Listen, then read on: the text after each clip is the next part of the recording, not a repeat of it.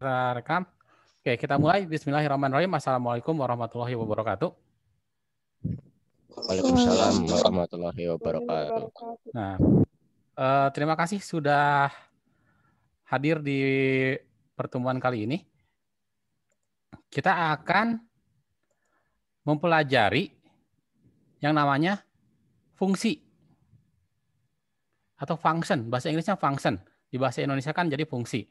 Nah, fungsi ini mempunyai beberapa kelebihan. Kalau kalian membuat suatu program, biasanya kalian membuat program di tidak hanya di C++ ya, di PHP, mau Python, mau Java, fungsi itu ada. Nah, fungsi ini akan mempermudah kita. Nah, contohnya, saya akan share screen. Oh, bentar di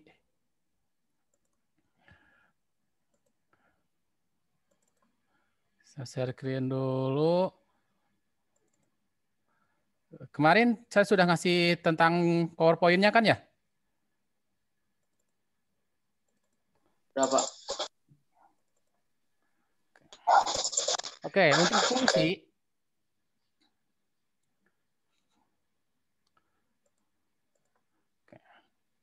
untuk fungsi, fungsi itu intinya ada dua.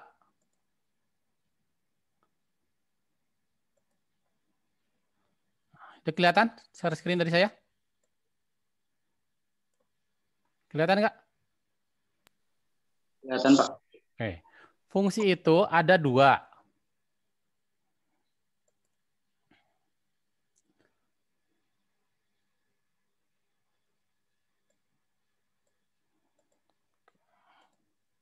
Oke, fungsi. Fungsi itu, nah kita akan belajar apa itu fungsi, deklarasi, dan definisi fungsi. How to pass parameter into function. Jadi bagaimana melewatkan parameter ke dalam fungsi.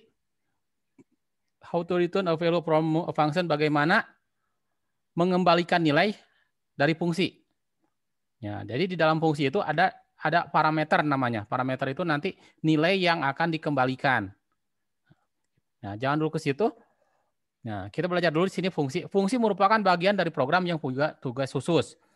Fungsi merupakan subprogram dan berguna untuk menjadikan program dapat lebih bersifat modular, sehingga akan lebih mudah dipahami dan dapat digunakan kembali. Modular di sini maksudnya dipecah-pecah gitu.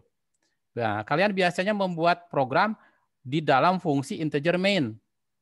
Nah, kalian membuat program ada integer main. Integer main itu namanya fungsi. Setiap program C++ pasti mempunyai fungsi, minimal satu fungsi, yaitu fungsi main. Main dalam kurung buka, kurung tutup, itu namanya fungsi. Ciri fungsi itu pakai kurung seperti ini.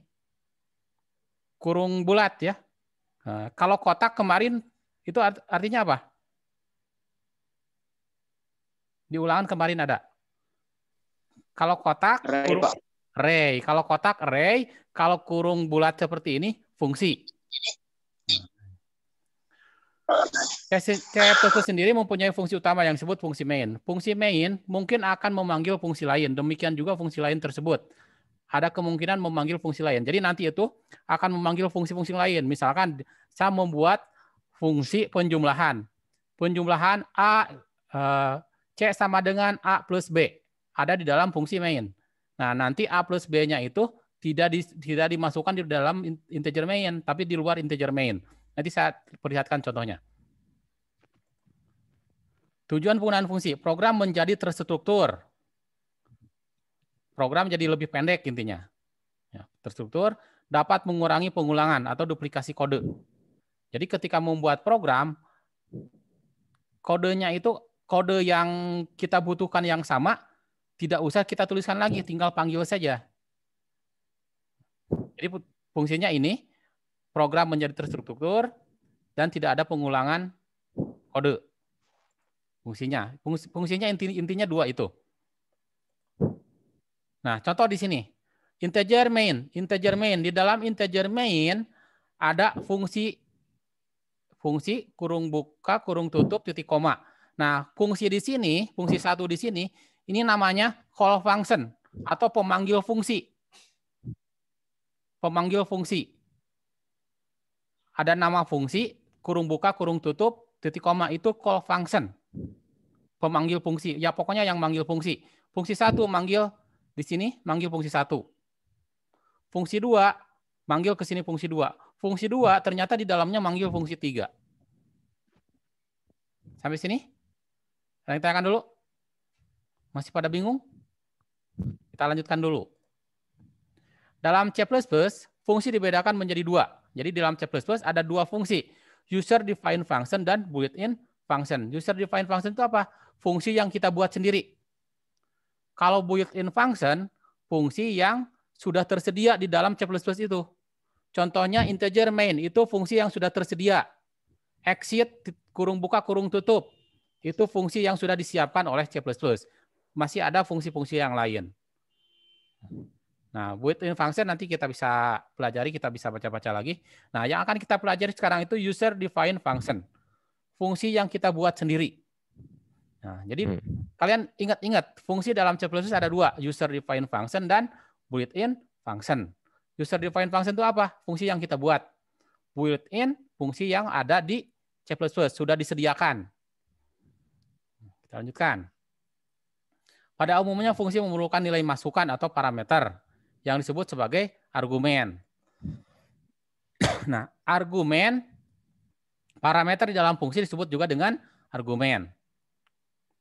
Hasil keluaran fungsi berupa sebuah nilai disebut return value atau nilai keluaran fungsi. Oleh karena itu fungsi sering digambarkan sebagai kotak gelap seperti ditunjukkan pada gambar di bawah ini. Parameter masuk ke fungsi, keluarannya disebut dengan return value. Parameter disebut juga dengan argumen. Ngerti? Ngerti, Pak. Nah, jadi fungsi itu ada input, ada output. Inputnya dia memerlukan parameter. Parameternya juga disebut juga dengan argumen. Keluaran fungsinya disebut dengan return value. Penggambaran sebagai kotak gelap sebagai kotak gelap diantaranya menjelaskan bahwa bagian dalam fungsi bersifat pribadi bagi fungsi. Tak ada suatu pernyataan di luar fungsi yang bisa mengakses bagian dalam fungsi selain melalui parameter. Kita lanjutkan dulu. Nanti kalau sudah ke contoh, kalian akan paham.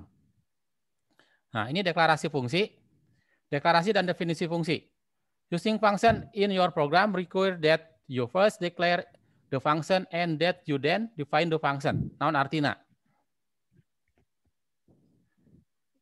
Menggunakan fungsi dalam program membutuhkan yang pertama deklarasi fungsi, yang selanjutnya definisi fungsi. Jadi ketika membuat fungsi itu kita harus deklarasikan dulu.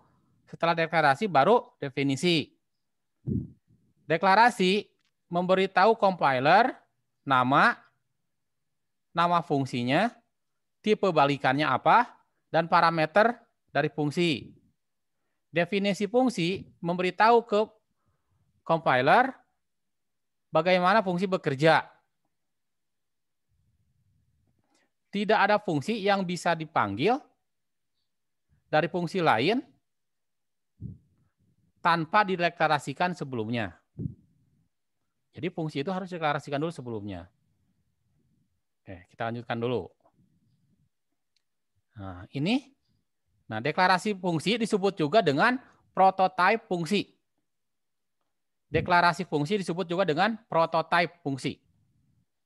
Ini return type-nya, ini tipe datanya, ini nama fungsinya, ini parameternya. Kurung buka, kurung tutup. Contoh tadi integer, main, kurung buka, kurung tutup. Di dalam kurung buka, kurung tutup tidak ada isinya. Berarti parameternya kosong. Kalau di sini parameternya ada. Contoh di sini, long area integer, integer.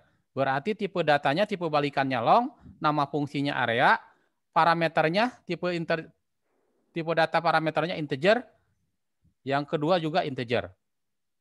Contoh yang B, long area integer length, integer width. Berarti ada fungsi namanya area, tipe datanya long, parameternya ada length dan ada width. Masing-masing parameter tipe datanya integer. Di sini pasti masih bingung. Di sini pasti masih bingung. Kita lanjutkan dulu. Nah, kalau definisi fungsi, Definisi fungsi sama mirip dengan deklarasi.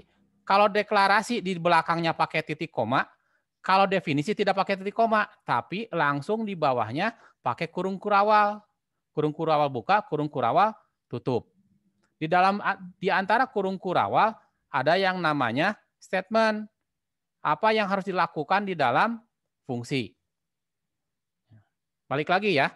Kalau deklarasi fungsi ada titik komanya, kalau definisi tidak ada titik koma, tapi di bawahnya ada kurung kurawal buka dan kurung kurawal tutup. Di antara kurung kurawal ada pernyataan. Oke, kita lanjutkan dulu. Nah, contoh. Float, convert, plot.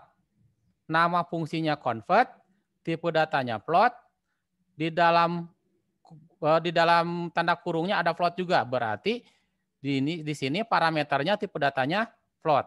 Nah, ini deklarasi fungsi disebut juga dengan prototype. Ngerti sampai sini? Jiden? Si Jiden kemana? Nah, ini fungsi utama. Paham, Pak. Integer main. Dari integer main sampai kurung kurawal tutup ini fungsi utamanya. Di dalam fungsi utama ada call function. Convert dalam kurung temper. Convert ini tadi nama fungsi. Di sini sudah dideklarasikan. Nah, definisi fungsinya ada di bawah. Plot, convert, dalam kurung plot temper. Kurung kurawal buka, kurung kurawal tutup. Di sini di antara kurung kurawal tutup buka dan tutup ada plot temcel. Temcel sama dengan temper dikurangi 32 dikali 5 dibagi 9. Return temcelnya. Hasil perhitungan di sini disimpan di temcel. Nah, return temcel. Berarti temcel akan dikembalikan ke dalam fungsi. Nanti di sini ada panggil. Convert temper, manggil nilainya. Kita lanjutkan dulu. Kita lanjutkan dulu. Nah, fungsi berdasarkan nilai baliknya ada dua. Fungsi dengan nilai balik dan tanpa nilai balik. Ciri dengan nilai balik, ada tipe data di dalam nama fungsi. Dan ada statement return di dalam body fungsinya. Kalau tidak punya nilai balik, ada tipe void di depan nama fungsinya. Tidak ada statement return. Nah, tidak punya nilai balik yang pakai void ini disebut juga dengan prosedur. Jadi kalau nanti kalian baca-baca perbedaan fungsi dan prosedur. Fungsi dan prosedur itu apa sih? Ya sama saja, prosedur itu bagian dari fungsi. Tapi tidak punya nilai balik. Nah, fungsi tanpa nilai balik. Nah, sebelum ke sini, nah tanpa nilai balik, ada void di depannya. Nama fungsi, parameter 1, parameter 2. Nah, di depannya ada void. Di dalamnya tidak ada return. Nah, untuk pemanggilannya nama fungsi, parameter 1, parameter 2. Tanpa nilai balik. Contoh di sini. Void tulis 5 kali. For integer i sama dengan 0, i lebih kecil dari 5, i plus plus, cout, I love, c plus plus, programming. Ini fungsi ini akan menampilkan I love C++ programming sebanyak 5 kali. Biasanya kalian membuat seperti ini itu di dalam integer main. Gitu kan ya? Nah, sekarang dipisah, dikeluarkan. For ininya, loopingnya itu dikeluarkan buat fungsi baru. Nah, di dalam integer main, tulis 5 kali, memanggil fungsi tulis 5 kali untuk dieksekusi. Cout, tndl, cout selesai. Nah, tulis 5 kali ini nama fungsi di sini. Pakai titik koma, tulis 5 kali titik koma, berarti manggil fungsi. Kalau di depannya ada void, berarti itu deklarasi atau definisi fungsi. Kalau tulis 5 kali, kurung buka, kurung tutup, titik koma, berarti manggil fungsi. Pokoknya kalau ada nama fungsi, ada pun nama fungsi seperti ini, di belakangnya ada titik koma, berarti itu manggil fungsi. Kalau ada tipe data di depannya, berarti itu deklarasi fungsi. Ini kan tidak ada tipe datanya, berarti ini manggil fungsi. Hasilnya gimana? Hilab C++ programming sebanyak 5 kali. Nah, loopingnya dikerjakan dulu di sini. Nanti integer main tinggal manggil saja. Jadi integer main kerjanya nggak capek. Nah, fungsi ini bisa diibaratkan kalau di kerja bangunan membuat rumah, integer main ini sebagai mandornya. Fungsi yang lain misalkan ada fungsi tukang tembok, tukang ngaduk semen, fungsi tukang ngecat. Nah, nanti si mandor di sini tinggal manggil, tukang tembok yang sebelah utara kerjakan setinggi 1 meter. Nah, fungsi tukang tembok nanti dia akan mengerjakannya. Cuma seperti itu di integer main. Jadi kalau diibaratkan di bangunan, ya fungsi utamanya ini mandornya. Tukang tembok, tukang cat, tukang dan yang lain-lainnya itu fungsi yang lainnya. Si mandor tinggal manggil-manggil. Ya, yang tanyakan dulu sampai sini.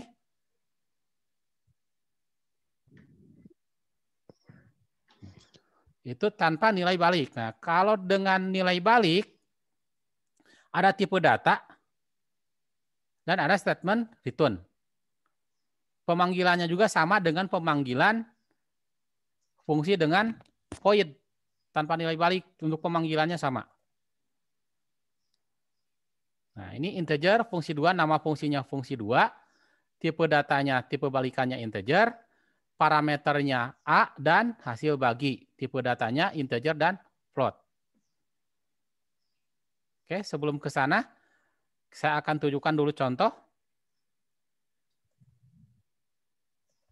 Oke, perhatikan. Saya membuat, kelihatan ini? Kelihatan, Pak. Oke, kelihatan? Saya membuat program tanpa menggunakan fungsi. Untuk di dalamnya ada penjumlahan, ada pengurangan, ada perkalian, ada pembagian. Nah, disekaliguskan. Berarti di sini integer A, B jumlah kurang kali bagi. Jumlah sini. Saya coba compile.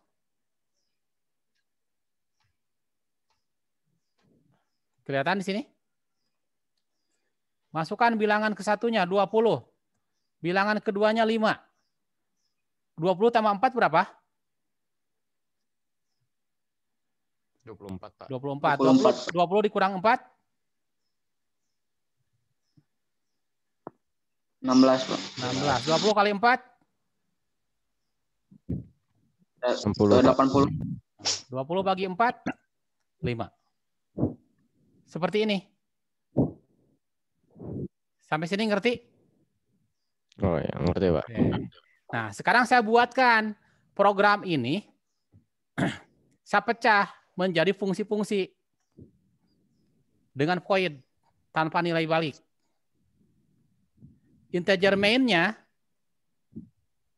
ada di bawah. Nah, di integer main, perhatikan, integer main, masukkan bilangan ke 1. Di sini. Masukkan bilangan kedua di sini. Fungsi jumlah, saya manggil jumlah. Fungsi kurang, saya manggil kurang. Fungsi kali, saya manggil perkaliannya. Fungsi bagi, saya manggil pembagiannya. Sampai sini, ngerti? Ngerti, Pak. Ngerti, Pak. Fungsi jumlah berarti manggil fungsi jumlah. Fungsi jumlahnya ada di mana? Ada di sini. Void fungsi jumlah. Hati-hati, nama fungsi jangan sama dengan jangan sampai sama dengan nama variabel. Pasti akan error. Misalkan kalian membuatnya bukan fungsi jumlah tapi void jumlah. Ketika dikompil pasti error. Kenapa? Karena di sini jumlah sebagai fungsi, di sini jumlah sebagai variabel. Nanti akan error. Akan bentrok. Makanya dibedakan nama variabel dengan nama fungsi dibedakan.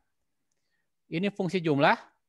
Jumlah A sama dengan A plus B.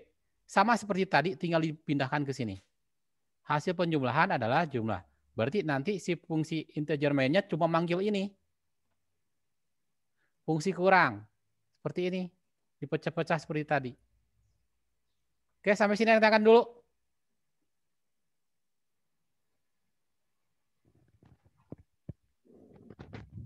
Tanyakan dulu. Nggak ada kayaknya, Pak. Oke. Nah, nama penulisan fungsi ini harus di atas integer main.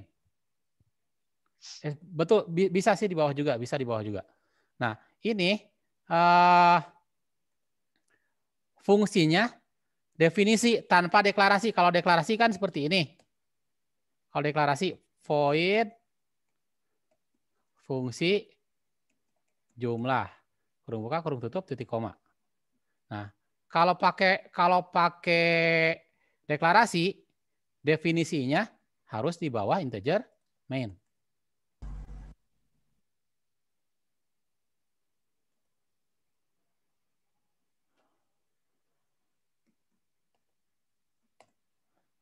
Sama aja seperti itu. Nah, jadi kalian mau pakai deklarasi atau mau langsung ke definisi silakan boleh. Kalau saya senangnya langsung definisi saja daripada capek-capek nulis deklarasi. Udah aja langsung seperti ini. Nah, zoomnya sebentar lagi. 10 menit lagi.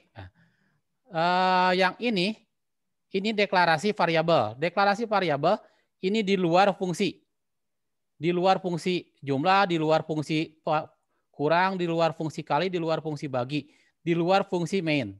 Ini disebut dengan variabel global, deklarasi variabel global. Jadi yang ini bisa dipakai di fungsi manapun. Kalau kalian mau pakai misalkan ininya dipindahkan ke integer main. Pindahkan ke integer main di sini. Ketika di run ada error. Errornya apa di sini? Nah, error. B was not declared in the scope. B-nya tidak terdeklarasi di dalam scope ini. Si fungsi jumlah ini tidak mengenal variabel jumlah, variabel A, variabel B tidak mengenal. Karena deklarasinya ada di dalam integer main, di dalam fungsi main. Jadi fungsi main seperti tadi digambarkan sebagai kotak hitam. Fungsi lain tidak akan mengenali di dalam fungsi ini.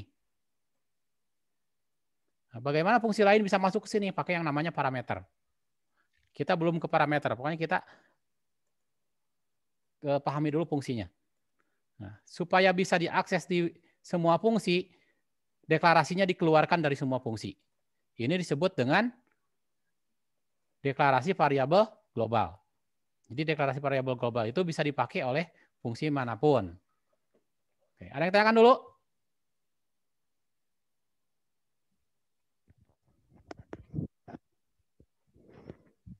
Yang tangan dulu. Jiden. Oke, kalau tidak ada yang ditanyakan, mungkin sampai di sini untuk fungsi. Mumpung lagi Zoom, silakan tanyakan dulu. Untuk pertemuan selanjutnya kita ke parameternya. Sekarang tugas hari ini kalian membuat fungsi tentang perhitungan bangun datar.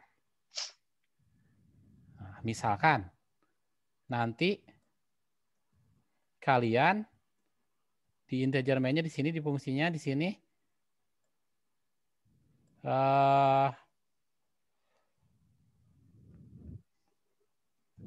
kotak. Apa sih? Persegi panjang. Persegi panjang. Segi 3.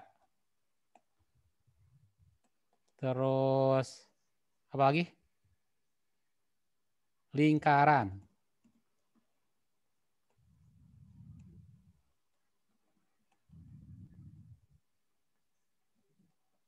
Lingkaran dengan ini beda ya, apa ya? Ada lagi yang lain? Trapesium, Pak. Hah? Trapesium. Trapesium. trapesium. Oke, terus nanti jajaran genjang. Genjang. Berarti di sininya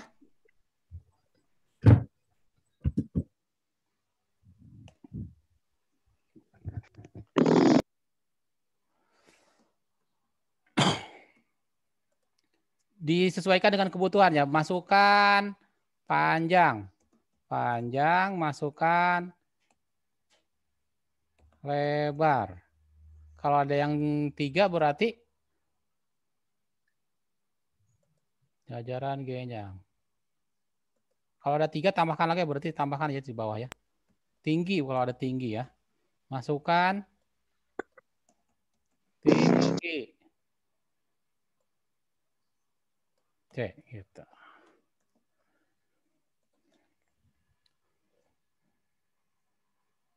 Ya, seperti itu ya. Kalian buatkan program untuk menghitung panjang, menghitung persegi panjang, segitiga, trapesium, dan jajaran genjang. Untuk tugas hari ini. Menggunakan fungsi. Fungsinya mau dengan nilai balik, void, atau tanpa nilai balik, silahkan. Oh yang ini, yang tadi kan tanpa nilai balik, void. Kalau yang ini, tanpa nilai balik. Kalau tanpa nilai balik, berarti di depannya ada tipe datanya. Di bawahnya ada return. Return misalkan jumlah. Titik koma. Kayak gitu. Yang ini juga ada return kurang. Udah, kalau tidak ada yang tanyakan, 3 menit lagi. Saya akan stop screen-nya. Tolong dinyalakan dulu kameranya. Saya akan screenshot.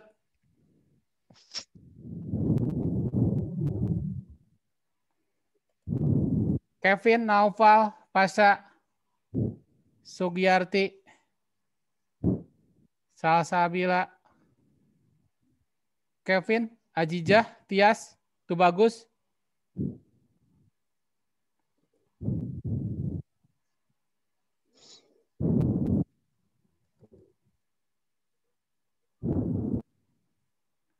Masih ada yang belum kebuka videonya? Fajar, Luffy Aprianti,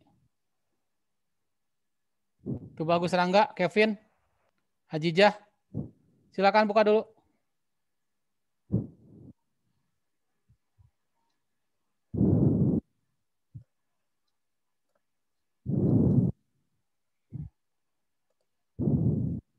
Oke, sudah sampai di sini pertemuan kita hari ini. Mudah-mudahan Selasa depan kita bisa Zoom lagi untuk materi tentang parameter. Oke, semester 2 kita sampai fungsi saja.